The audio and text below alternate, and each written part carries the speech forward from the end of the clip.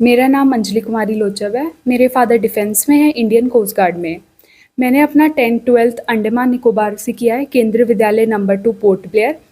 वहाँ से मुझे अंडमान निकोबार एक टेरिटरी के अंदर आता है, जिसकी वजह से वहाँ पे सीट का कोटा होता है। वहाँ से मुझे सीट का कोटा मिला था और मेरा एडमिशन एसकेबी कॉलेज में Shrimati Kishoritai Bhoyar college of pharmacy में एडमिशन हुआ था।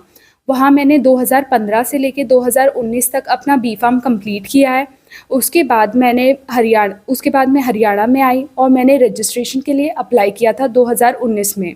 मेरा डोमिसाइल रेसिडेंट सर्टिफिकेट सब हरियाणा का है। हम बेसिकली हरियाणा से ही हैं, इसलिए मैंने हरियाणा में रजिस्ट्रेशन अप्लाई किया था अपना बी.फार्म कंप्लीट होने के बाद।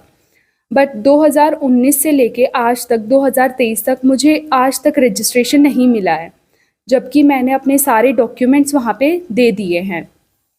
मैं ये दिखाना चाहूँगी, ये मैंने स्टार्टिंग में जो रजिस्ट्रेशन अप्लाई किया था ये वो है। यहाँ पे ये डेट देख सकते हो। ये मैंने अप्लाई किया हुआ है रजिस्ट्रेशन, जो कि 23/9/2019 में किया गया था। इसकी पेमेंट स्लिप ये रही, ये इसकी पेमेंट स्लिप है। जो भी फ़ीस चार्जेस थे वो मैंने अप्लाई किए हुए थे। तो जब मैं 2019 में वेरिफिकेशन के लिए अपने डॉक्यूमेंट वेरिफिकेशन के लिए Haryana state pharmacy council Panchkula गई, तो उन्होंने मुझे सीधा मना कर दिया कि आपको हम रजिस्ट्रेशन नहीं देंगे, क्योंकि आपने अदर स्टेट से बी फार्मा किया हुआ है और अभी हमारा ऑफिस बंद है। बट उससे पहले ऑनलाइन जब मैंने रजिस्ट्रेशन के लिए जो फॉर्म भरा, वहाँ पे कोई भी गाइडलाइंस नहीं थी कि ऑफिस बंद है या किसी को रजिस्ट्रेशन नहीं मिल रहा है। तो उसके बाद उन्होंने मुझे बोला कि आप वेट कीजिए, हम आपको खुद कांटेक्ट करेंगे, जैसे ही हमारा ऑफिस स्टार्ट होगा तो हम आपको रजिस्ट्रेशन देंगे। तो वहाँ से मेरी जर्नी स्टार्ट हुई। उसके बाद मैं 1 साल तक मैंने वेट किया, मैं घर पे ही रही, मुझे कहीं पे जॉब नहीं मिली बी.फार्म करने के बाद भी, क्योंकि लाइसेंस के रजिस्ट्रेशन होने के बिना तुम कहीं पे भी जॉब नहीं कर सकते। ना ही मैं टीचिंग कर सकती हूँ, ना ही गवर्नमेंट जॉब के लिए अप्लाई कर सकती हूँ, ना ही प्राइवेट जॉब के लिए अप्लाई कर सकती हूँ। तो मेरा 1 साल तो तभी वेस्ट हो गया था। उस समय मैंने जीपैड एग्ज़ाम, जो कि नेशनल एग्ज़ाम होता है फार्मेसी का, वो मैंने क्लियर किया, जिसके बेस पे मुझे स्कॉलरशिप मिली और मैंने अपना एम.फॉर्म कंप्लीट किया चंडीगढ़ ग्रुप ऑफ कॉलेज लैंड्रा से। वहाँ जब मैं थी तो वहाँ से मैंने काफ़ी बार पंचकुला बार अप एंड डाउन किया। मेरे कम से कम 20 गेड़े लगे होंगे अब तक के। मैं हर बार जाती थी, बट मुझे वहाँ से कोई भी सपोर्ट नहीं मिलता था। मुझे बार ये बोला जाता था कि आपका कॉलेज वेरीफाई नहीं कर रहा है, आपका कॉलेज वेरीफाई नहीं कर रहा है डॉक्यूमेंट्स। जब मैंने अपने कॉलेज में कांटेक्ट किया तो कॉलेज वालों ने बताया कि हमने वेरीफाई करके भेज दिया है। तो मैं सर के पास गई हरियाणा पंचकुला में कि मेरा वेरिफिकेशन आ चुका है, आप वेरीफाई क्यों नहीं कर रहे हो डॉक्यूमेंट, क्योंकि जो ऑनलाइन जो वेबसाइट है वहाँ पे हम अपना स्टेटस देख सकते हैं कि हमारा प्रोसेस कहाँ तक चल रहा है, बट वहाँ पे हमेशा डॉक्यूमेंट वेरिफिकेशन पेंडिंग रहे हैं। मेरा वेरिफिकेशन कॉलेज के द्वारा 2020 में ही आ चुका था, ये ऑनलाइन आया था। फिर मैंने सर को बताया वहाँ पे हरियाणा स्टेट फार्मेसी काउंसिल में कि सर मेरा वेरिफिकेशन ऑनलाइन आया है। तो उन्होंने मुझे साफ इनकार कर दिया कि हम ऑनलाइन वेरिफिकेशन को बिल्कुल भी कंसिडर नहीं करते, आप बाय पोस्ट मंगाओ। मैंने बाय पोस्ट भी मंगाया। बाय पोस्ट भेजने के बाद भी उन्होंने, जब मैं उनके पास गई, मैंने कम से कम दोबारा 5-6 बार गई होंगी, उन्होंने मुझे कोई अपडेट नहीं दी। और लास्टली जब मैं गई तो उन्होंने बोला कि हमसे वो मिस हो गया है। और ये बात भी उन्होंने तब बताई जब मैंने अपने कॉलेज से ये स्लिप की फ़ोटो मंगाई कि सर आपने पोस्ट भेजा भी है कि नहीं भेजा। ये इसका प्रूफ है कि कॉलेज से मेरा वेरिफिकेशन आ चुका था। ये डेट है यहाँ पे 25/8/2021 में। ये उन्होंने फिर मुझे बोला कि बेटा हमसे तो मिस हो गया आपका वेरिफिकेशन, आप दोबारा मंगाइए। मैंने कॉलेज में दोबारा कांटेक्ट किया, दोबारा वेरिफिकेशन मंगाया, तो उन्होंने मुझे उसी वेरिफिकेशन पे अटेस्टेड करके भेज दिए थे ज़ेरॉक्स।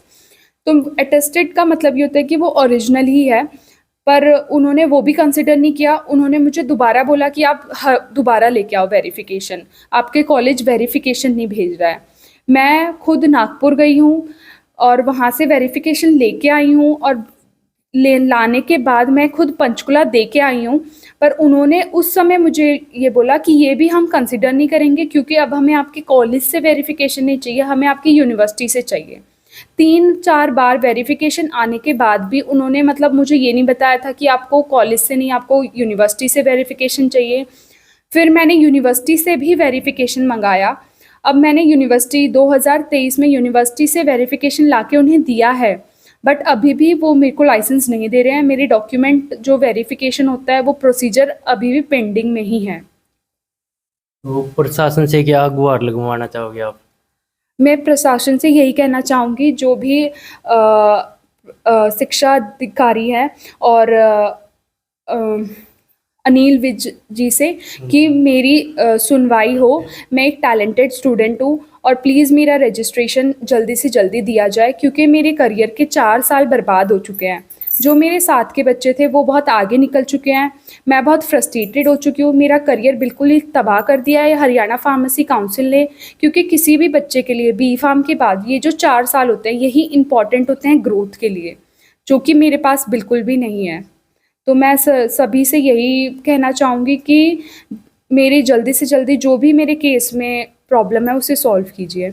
जिस तरह आपके पास इस तरह की समस्या आई है कोर्स में और आपको सर्टिफिकेट नहीं मिला, और बच्चों के साथ इस तरह की अगर समस्या आती है, तो उन बच्चों के लिए क्या कहना चाहोगे?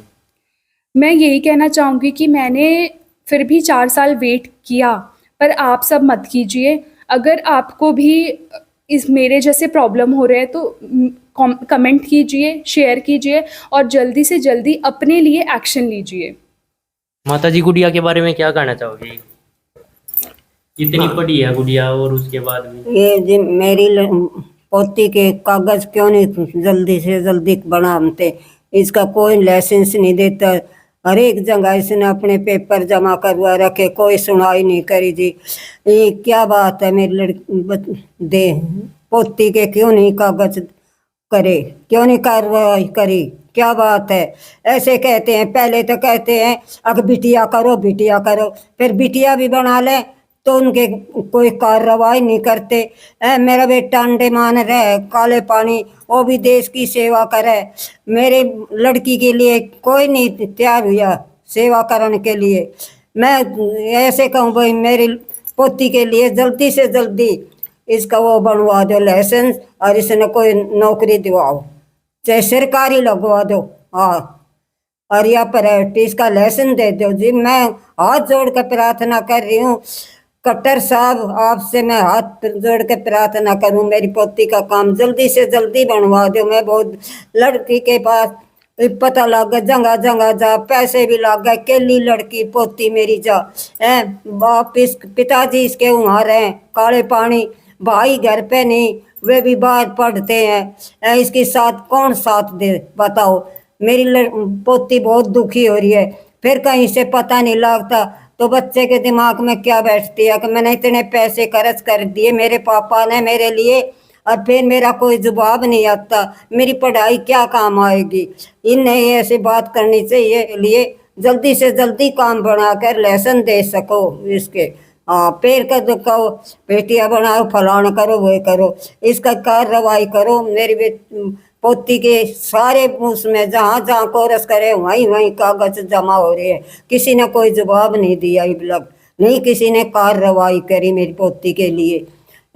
बता बच्चा क्या करे? न्यू बता, सोच सोच में 4 साल हो गए मेरी पोती ने घर पे बैठी ने, इसने कोई रोजगार नहीं, इसका लाइसेंस बिना कोई काम नहीं चलता इसका। ऐसा भी नहीं कि भाई नौकरी नहीं लगा, अपना स्टोर खोल के बैठ जा, लाइसेंस बिना क्या करेगी?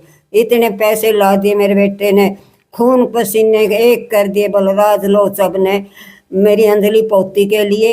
बहुत कुछ, बहुत दुखी हूँ मैं मेरी पोती के लिए। मेरी पोती के जल्दी से जल्दी कागज बना दो कट्टर साहब, आपके लिए मैं विनती करती हूँ। मेरी बेटी बहुत दुखी हो रही है, इसने कोई रोजगार नहीं मिला। जैसे गुड़िया द्वारा बताया जा रहा है, मैंने ऑफिस के इतने चक्कर काट दिए, बार बार में आना जाना, साथ में गुड़िया के कौन जाता है? हाँ, तो मेरी यही विनती है जी, मैं बच्ची के लिए अंजलि लोचब के लिए जल्दी से जल्दी काम बनाओ, इसका लाइसेंस पहुंचा दो जी, कागज सारी जगह कार्रवाई करो। हर एक कागज में फर्स्ट डिवीजन ले रही है, ये क्यों रोके गए इसके कागज? क्या बात है? क्या नहीं कार्रवाई हो रही इसके कागजों के लिए? आप क्या कहना चाहोगे गुड़िया को?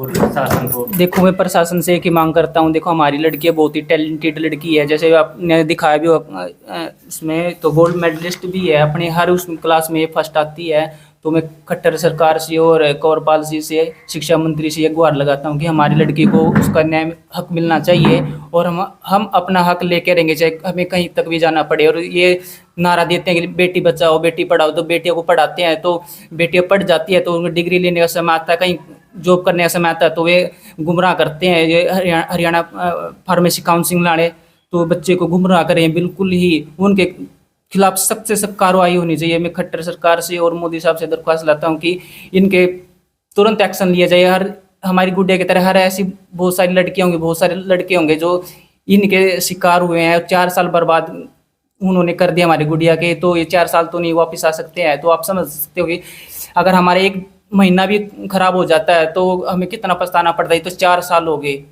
तो हमें सरकार से ये दरख्वास्त करता हूँ कि हमारी गुड़िया को हक मिलना चाहिए और न्याय मिलना चाहिए। इसका लाइसेंस ज़रूर जल्दी से जल्दी मिलना चाहिए। ये हरियाणा फार्मेसी काउंसिल वाले ये गुमराह कर रहे हैं, कभी ये कागज़ ले आओ वो कागज़ ले आओ। हमने सब कागज़ी कार्रवाई बिल्कुल सही तरीके से करी है और बार बार वहाँ जाते हैं, कभी वे नहीं पाते, अपने ऑफिस में टाइम पे नहीं पाते हैं। तो कम से कम हमारे 1000 बार हमने चक्कर लगा चुके हैं। आखिरी में बोले कि तुम्हारा लाइसेंस नहीं बनता। ऐसे कैसे हो सकता है कि हमारी गुड़िया ने इतनी पढ़ाई की है, जी-पैड क्लियर किया है, गवर्नमेंट सीट ली है इसने अंडमान निकोबार से नागपुर में, और हरियाणा में जी-पैड क्लियर किया था, तो चंडीगढ़ में एडमिशन मिला था, जो सरकारी फीस थी उसके हमारे पास स्लिप भी है। तो ऐसे होनहार बच्चे को नहीं रोकना चाहिए। ये तो देश के भविष्य है, आगे तक बहुत सारी ऐसी मेडिसिन का आविष्कार करेंगे ये। जैसे कि अभी कोरोना महामारी चल रही थी, तो ऐसे ऐसे टैलेंटेड बच्चे को दबाना नहीं चाहिए। तो मैं सभी से अनुरोध करता हूँ कि इस वीडियो को ज़्यादा शेयर करें, कमेंट करें और सपोर्ट करें जितना हो सके हमारी गुड़िया को। और जय हिंद में इतने बोल। और दूसरी बात कि हमारा जो भाई है, मेरा बड़ा भाई है बलराज सिंह लोचव, वो देश की सेवा के लिए दिन रात अपना मेहनत करता रहता, अपने बच्चों को भी देखता। आज एक फौजी के बच्चों के साथ भी ऐसा अन्याय हो रहा है, तो एक नॉर्मल फैमिली के साथ तो क्या होगा। जो देश की सेवा के लिए अपने जी जान लगा कर जान भी निछावर कर देते हैं, तो उनके बच्चों के साथ ऐसा, उसकी फैमिली के साथ ऐसा होता है। तो सरकार ने शर्म आनी चाहिए। तो जवानों खातर और बेटी बचाओ बेटी पढ़ाओ का नारा देते हुए कुछ नहीं करते। सरकार ने अपने सिस्टम में कुछ न कुछ बदलाव जरूर करना चाहिए। इस तरह की और बेटियों के साथ यह घटना होती है तो उनके लिए आप क्या कहना चाहोगे? उनके लिए मैं एक ही बात कहना चाहता हूँ कि अपने हक के लिए लड़ो, चाहे कुछ भी कीमत हो, कहीं भी जाना पड़े तो अपने हक के लिए लड़ो, दबो मत किसी से भी। आजकल तो मीडिया का इतना हुआ है, तो मीडिया का सहारा क्यों नहीं लेते सभी को, मैं यही बात कहना चाहता हूँ। तो मीडिया हर सच को दिखाती है,